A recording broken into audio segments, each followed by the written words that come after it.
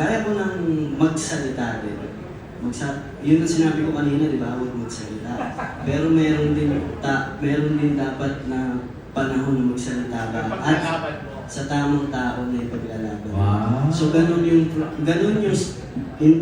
meron akong nararamdaman para kay Francine.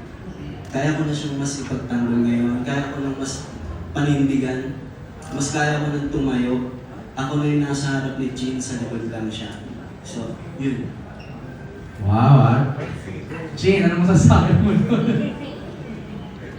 Nag-melt po ata ako. Thank you. Kasi po,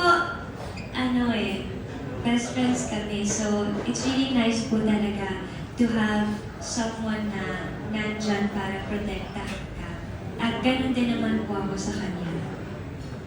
Yun lang po. Ayaw ko lang pong pahabain eh. Kasi, sabi na lang. Thank you!